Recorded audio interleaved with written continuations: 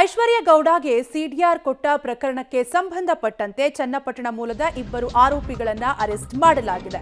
ಅಕ್ಕೂರು ಠಾಣೆ head constable Sunil, ಮಧ್ಯವರ್ತಿ ಪವನ್ ಅನ್ನ ಬಂಧಿಸಲಾಗಿದ್ದು, ವಿಜಯನಗರ ಪೊಲೀಸರಿಂದ ಆರೋಪಿಗಳನ್ನ ಬಂಧಿಸಲಾಗಿದೆ.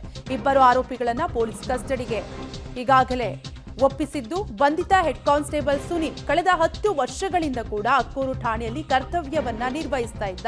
ಮೊದಲು ಕ್ರೈಮ್ ಕೆಲಸ ಮಾಡ್ತಾ ಇದ್ದ ಸುನಿಲ್ ನಂತರ ಕಾನ್ಸ್ಟೇಬಲ್ ಆಗಿ ನೇಮಕ ಆಗಿರ್ತಾನೆ. 5 ವರ್ಷ ಅಕ್ಕೂರು ಠಾಣೆಯಲ್ಲಿ ಕೆಲಸ ಮಾಡಿ ನಂತರ 1 ವರ್ಷ ಕುದೂರು ಠಾಣೆಯಲ್ಲಿ ಈತ ಕೆಲಸವನ್ನ ಮಾಡಿದ್ದಾನೆ.